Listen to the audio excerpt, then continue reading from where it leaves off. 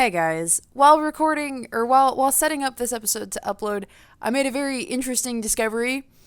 Turns out that I uploaded episode 3 as part 2, and so now what should have been uploaded today as part 3 is actually part 2.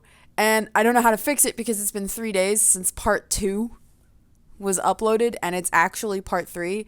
So I'm a little confused. I don't know how that happened. I usually check for this kind of stuff, especially in visual novels. I think it was just because they all happened to take place in the same area and I obviously didn't check close enough. But this is actually part 2, and the episode that I uploaded, which is called So Do I Die or What, is actually part 3. So that's a little weird. My bad. Oops. Ladies and gentlemen, welcome back to Vampire the Masquerade, Coteries of New York. I am very excited to continue this. It's been about 10 seconds for me.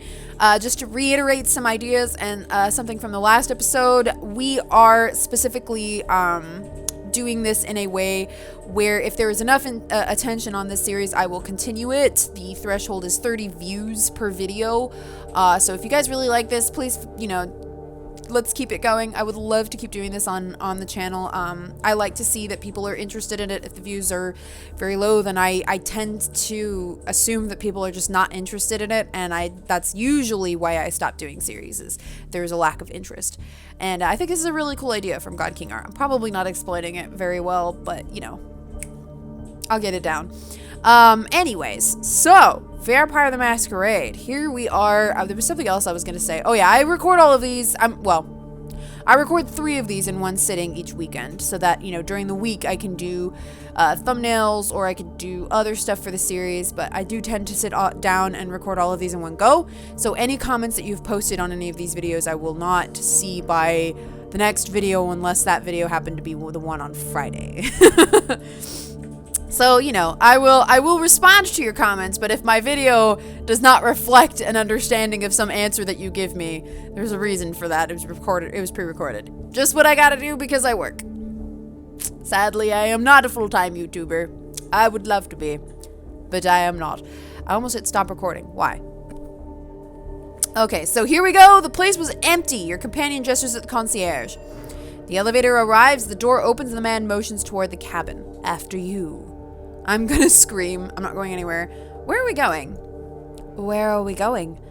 To a safe place. That's all you need to know. Trust me, you don't want to make this difficult. Just get in.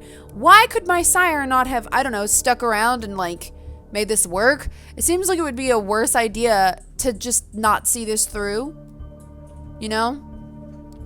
Oh well. Step inside the elevator. I'm just gonna, you know what? I feel like if I do either of these, I'm just gonna straight up die.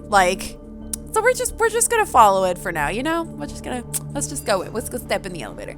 Going against your instincts, you enter the cabin. Smooth jazz is playing over the speakers as the elevator starts its descent. You are dazed, panicky, but somehow locked in place. On the one hand, you find the stranger's presence oddly soothing. On the other, you can feel your body tensing up with stress. You can't help but think back to the young waiter, the doe-eyed look on his face, the confused look he gave you just before. No, it's better not to think about it. Plus, you have other things to worry about, like the fact that you're being kidnapped. The cabin door opens to the same garage you arrived at with the investors some hours ago. The man shows you a black Cadillac Escalade. I wonder if my boss... No, he can't be a vampire because they can't go out in the sun. I know what you're thinking. Getting into a car with some strange man. Boy, sure seems like a dumb idea. Maybe I can make a run for it. I might be able to lose him. So let me be perfectly clear.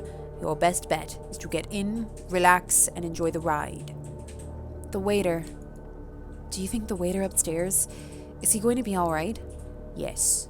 You look him in the eyes and can immediately tell he's lying. No more questions. Get in the car, please. Look, again, I'm gonna die. Okay. Let's look at this from her perspective. We woke up, we killed a dude. This guy's probably got answers. I'm already in a butt ton of trouble, right? And dude's been perfectly clear about what's going to happen if I make a break for it. Let's get in the car. It seems like the worst idea ever, but the man's made it very clear that you have no choice in the matter. Even if I got away, Okay, I'm obviously metagaming with this lot. I saw the person walking over here in OBS, and I was like, what? Anyways. So, I'm obviously metagaming with this knowledge, but even if we got away, the sun would literally kill me. Like, I'd just go straight up into ash. What's your name? I've got friends. Are you going to hurt me? Are you going to hurt me? No, not tonight, at the very least, unless you make me. He takes a glance at his expensive-looking watch. Listen, you really need to quit stalling. We're on a bit of a schedule here. The sun comes up in about 2 hours, and I don't intend to be here when it does. The sun? What does it matter when the sun comes up? Ah, you really don't know, do you? Good thing I got here when I did. He opens the car door and gestures toward it. You see no point in delaying the inevitable, so you get in. The door locks behind you. The Cadillac is almost... Oh, Jesus, just get this full view of his eyes. I like him. He's already my favorite. I'm just saying. I just really like him already. The Cadillac is almost entirely dark. The side windows seem light-proof. Light-proof? That's a weird way to word that. The man gets into the driver's seat, starts the engine, and drives away without another word. Did I die? Depends on your definition of death. Listen, I realize you may have many questions. Tomorrow you will get some answers, but tonight you need to do what I say. And right now I need some quiet, please. You feel too confused to protest. You stay quiet. You stay silent for the rest of the ride, even as more questions bubble up to the surface. One of them being, did you actually kill someone tonight? Staring out the window, you find it hard to focus and quickly lose track of where you're headed. You can only tell that you haven't left Manhattan. Another underground parking, almost featureless, empty. The car stops and the man opens the door for you. We're here. The stranger walks you to a nearby door. He opens it and motions at you to get in. Go on in. Make yourself comfortable. If you get hungry again, take a look in the fridge. I'll pick you up tomorrow and you'll get your answers. Behind the door is a small room. No windows, just a simple bed and a single light bulb hanging from the ceiling. A small fridge is humming away in the corner, accompanied by a rattling AC fan in the wall. You're leaving me here? That's it? You're just gonna leave me here? That's it. For now, at least. Look, this room is your best chance of seeing another night. I realize you've been put in a problematic situation, and it's not entirely your fault. Entirely? It's not my fault at all. Except that I went with the guy. Cooperate, and you might still make it. You will learn more tomorrow, but for the time being, get in and get cozy. He gestures inside the room. This would be really scary, I would admit. Maybe I should try to escape once. Can I save? No, I can only save and exit. Okay, we're just gonna step into the room then. If I could save, I'd do try to escape, like, but I don't want to risk dying and then having to start over, so we're gonna step into the room. You step inside. The stranger nods. Good night. He locks the door behind you. It looks very sturdy. You open the fridge. There's a single plastic bag there filled with red liquid, no label. Tomato soup? You feel sick to your stomach. Best to leave it for now. You lie down on the bed. It's a simple mattress on a metal frame. At least it's not too filthy. You think back to how this evening began. This investor, is he friends with the dark-skinned stranger who picked you up from the restaurant? What happens now? Unable to relax, you spend an hour or so playing out various scenarios in your head. Eventually, you decide to give in and let exhaustion take over. Whatever tomorrow brings, you'd rather face it well rested. Plus, there's no way in hell your boss isn't going to notice your absence tomorrow. That, and maybe some of the restaurant staff will feel a pang of conscience. Someone will notify the police. Someone will find you, right?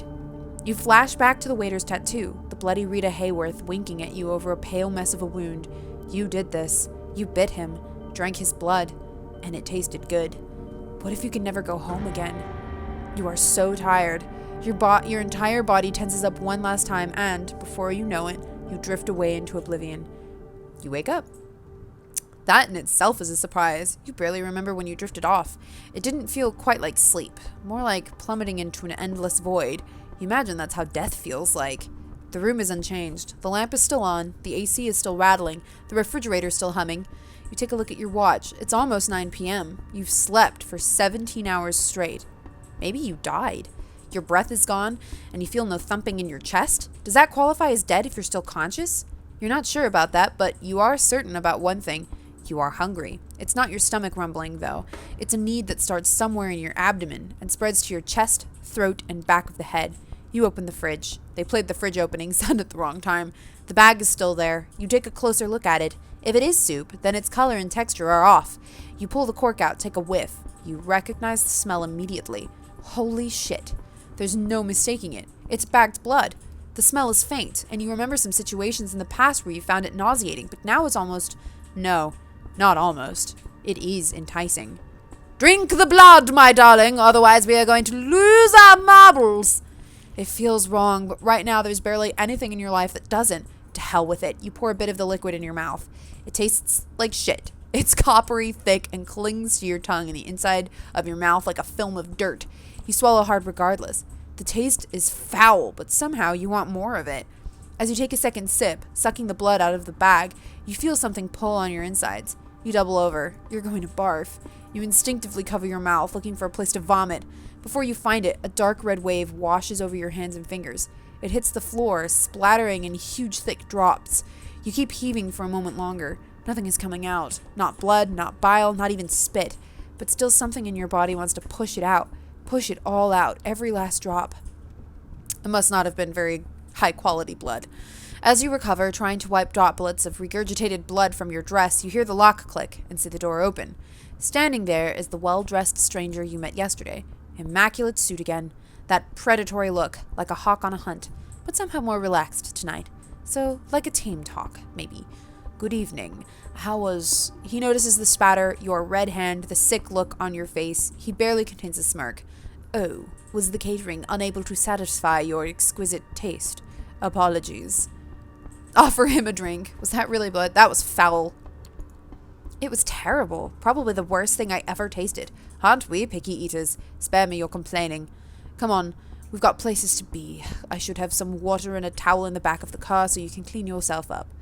The car is humming in the empty parking lot, just outside the door of the cramped room you have spent the day in. The man motions to it politely, but with a stern look on his face. Rush him? Hijack the car. You know what? We'll keep going. It's not like I have a choice, right? Correct. But your cooperation is appreciated nevertheless. You take the back seat again. The doors lock. The stranger takes the wheel and starts the car. You drive in silence for a while. From time to time, you keep trying to catch glimpses of familiar streets or landmarks through the blackened windows, but it's of little use. The car is also soundproofed, so all you can hear is a bit of traffic humming in the car's engine. The driver doesn't say anything and seems focused on the road. You check the door handle. Yeah, the door is locked all right. The piece of dark glass separating you and the front of the car looks sturdy too. There is nothing left to do but wait. You didn't have time to think about it before, but you realize now that you're hungry? No, not exactly. It's not a rumbling stomach that grabs your attention. It's a need that starts somewhere in your abdomen and spreads to your chest, throat, and back of the head. You become restless. This is essentially a kidnapping. Whatever this guy says about its purpose, it doesn't change the fact that you're being held against your will, and you're not used to following orders when you can't delegate them to someone else. You feel a need to get a semblance of control over the situation, so you decide to prove yourself useful. I know people in high places. I have a worthwhile skill set. Listen, I'm an investment manager and I have a lot of experience in fintech. Whatever your organization is, it might find use for me. I don't even have any idea what fintech is, and honestly, I don't care to find out. A short pause. I'll be frank. Currently, you're in no position to offer anybody anything. The sooner you accept that, the better. Call him a nobody. Ridicule his lack of ambition. But I don't want to be mean. Call him and curse him out. Pig-headed fuckboy. Hey, language. Short pause. He actually looks insulted. Your attitude won't help you make any friends, and in your current position, you definitely need some. Consider that, preferably in silence. That dull hunger strikes again. The powerlessness hurts. You are used to people listening to you, or pretending to care about your demands at least. The driver doesn't play that game, and it annoys you to no end. It takes you another 20 or so minutes to get to your destination. As the door opens, you try to get your bearings. You're still in New York, that much is certain. Queens, maybe. After me. No sudden movements, please. You approach a nice-looking building that houses a 2-story gallery called the Art Hole. I like the policeman here. It's very pretty, but also very random. 2 large men in suits flank the door on both sides, and they give your companion a nod as you approach. Prompted by the stranger guiding you, you walk inside. The gallery is full, which is unusual at this hour to say the least. About 24 faces fill the showroom, and a number of waiters navigate the gathering, serving drinks. I am covered in blood. Oops. All of them are beneath the guests' attention. Wait, what? What did that say?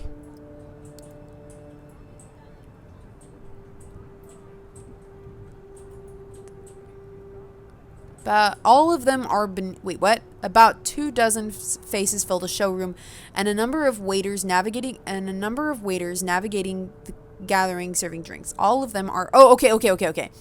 I got really confused about that for some reason. The waiters are beneath the guests' attention. For some reason, the noun didn't connect. The visitors are well dressed for the most part, but it's unclear what they have gathered here for. Nobody seems to be particularly interested in the art pieces on the walls, and the atmosphere is polite. Unnaturally so. Many guests turn to look at you and the stranger who brought you here. Their glances are varied. You see open contempt on a few faces, and animated interest on others. Most of the faces in the room calmly observe you, as if wishing to appraise your worth. This reminds you of your company meetings. You, the only woman in the room, silently judged not on her merits, but her standing on the list, passing clandestine email threads between your male coworkers, until HR found out, that is. Not the most pleasant experience, but there's no denying it taught you resilience.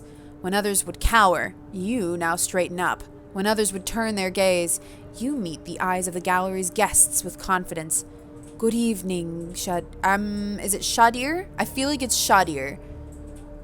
Someone correct me on that. Qadir. I'm gonna mess it up for one more video, but I'm gonna say Shadir. And to you, child. The noble, cold voice takes you out of your head and back to the situation at hand. The gallery, a crowd of strangers. You, being brought here against your will. For what purpose? The room awaits your response. Good evening, miss. Good evening, miss. You are addressing the Prince of New York City, Helen Panhard, child of Michaela. Thank you, my sheriff, but I am capable of introducing myself. She is somewhat plain-looking and doesn't seem to possess a great deal of charm. You call that plain-looking? That person who was standing here was not plain-looking. But the entire room is intently focused on her voice. She has influence over these people. That much is clear. We are in a room of vampires. You may address me as Prince, child. I realize your introduction into life was abrupt, and I understand your sire left shortly after. The rules of our society dictate I punish you both for this transgression. A murmur of agreement, maybe, can be heard from the gathered audience. That is true. If a sire changes someone and then leaves, technically both the sire and the child are punished by being killed. Yep. It's not fair, but that's the rules. No one else wants to take on the responsibility of raising a brand new bloodthirsty vampire. But I am willing to listen to what our loyal sheriff has to say about the circumstances of your embrace first. Embrace? Is that a euphemism? I don't understand. Wait, I'm confused. What are you saying? I think it shall all become clear momentarily. You were pushed head first into a world you have not realized the existence of, but before you can partake in it, there needs to be a trial. You are about to be judged by the Court of New York City. Shadir, please tell us how you found this fledgling and what happened on your way here. Court? Prince? Is this some kind of secret society make-believe? A trusted informant, who has chosen to remain anonymous at this time, tipped me off about a suspicious kindred appearing in one of our domains. Upon investigating, I found them gone, but this fledgling remained in their place. A reservation made in the private lounge of the partition suggests this one sire had plenty of resources to spend. However, they are apparently also well connected. I lost track of them. Despite some reservations, she offered little resistance last night and cooperated on our way to the safe house. I was pleased to not have to force her compliance. Opening the door to the safe house tonight, I was greeted by a most disturbing sight of her drenched and regurgitated blood. Apparently the bagged supply we kept in the fridge was not to her liking. The remark elicits a contemptuous chuckle from one of the gathered guests as they note the remains of blood on your skirt. Look. It was not an elegant sight, but that hardly matters, I suppose. Moving on. We had a quick chat, but wishing to appear here post-haste, I urged her to join me, which she did without struggle. A pleasant departure from my usual routine, I must say. See? This is helping me survive. During our drive here, she showed me her fangs, metaphorically speaking, posturing as if we were equals, insulting me when it didn't work. I refrained from causing her physical harm, but I expect her ego might still be a bit bruised. He looks at you and flashes a nasty smile. At least I didn't call out his ambitions. This story ends with us arriving at Elysium tonight. All eyes are on you again. You take a special interest in one of the faces. It's a beautiful woman with curly, almost blood-red hair and a dress to match. You see her whispering to some bespectacled man with an absent-minded look on his face. Who is she, you wonder? I want to see her. Oh, it's probably the lady in the main. I'm looking at her. You can't see her, but she's on Steam. Thank you, Shadir. I take notice of this fledgling's behavior and will take it in consideration later. I've existed for like less than 24 hours and y'all are deciding whether I need to die? Come on, that's not fair. She turns her attention to you. First, there is the matter of your sire, the person who brought you here. Blech. The person who brought you where Shadir picked you up from last night. Who were they? A handsome businessman. An entrepreneur. Acquaintance of my boss, I think. Good-looking. Pale blue eyes and some gray in his hair. Charming. Abusive. Cold son of a bitch. You feel tired and angry. This whole situation, spending the day in some underground parking lot, having to bear the looks of a room full of strangers, it's almost too much to take in stride. There's no reason you should take it all in stride, but you do, because if there's one thing your professional career has taught you, it's that. All because of that asshole. Whoever he was, he never even gave you a name or a card, nothing. Well, Shadir, does that sound familiar? No, it does not. Or at least not familiar enough. I will continue the search after we're done here. He talked to somebody at the restaurant. That man, he talked to somebody at the restaurant before he left. I can't remember what he said, but he wasn't alone. Maybe that's a lead you can follow. Did he now? That is interesting. I do hope the proprietor won't stay mad at us for losing one of his staff. It's almost like he knows the waiter's fate is still bothering you. Takes pleasure in pointing it out. Thank you for that observation. I will investigate it later. What shall we do with the fledgling, my prince? What is your recommendation, my sheriff? The traditions are clear. Thou shalt only sire another with the permission of thine elder. If thou createst another without thine elder's leave, both thou and thy progeny shall be slain. I am ready to fulfill my duty. Please don't. Stay your hand for just a moment longer, Shadir. I wish to consult my counsel on this. Make sure everyone is in agreement. Of course. He seems strangely relieved.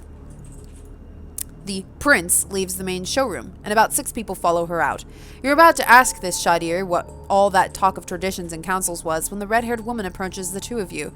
Sophie. Sheriff. I have to come up with different names. They all look like they have fancy accents, and I can't give them all the same accent. Let's see. Sophie. Sheriff, I was wondering if I could have a word with the fledgling. What for? She lowers her voice in response. Come now, Shadir, we all know what the verdict is going to be. Let me speak to them. You might not have to stain your hands tonight after all. Her words grab his attention. His face is hard to read. It's like several emotions are struggling for domination. Anger, sadness, hope, gratitude, resolve. I don't think he wants to kill me. I'll go get my sword.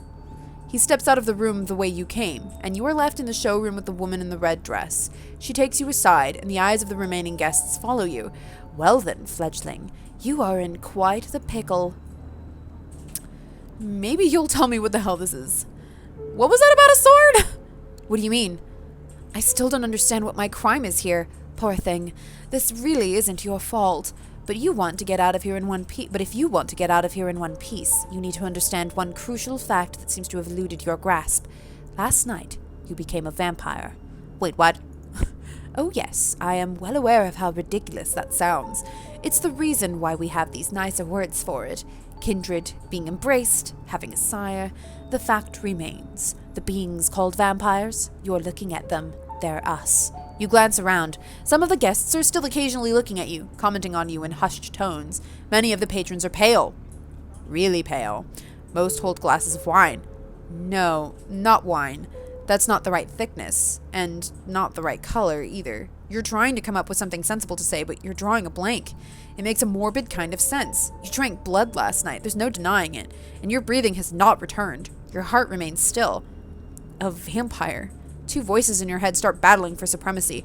One of them slowly begins to put everything that happened since yesterday together, coming to a conclusion that no matter how insane it might seem, nothing but what she's saying makes sense. The other voice just keeps saying, "What the fuck? What the fuck?" on repeat.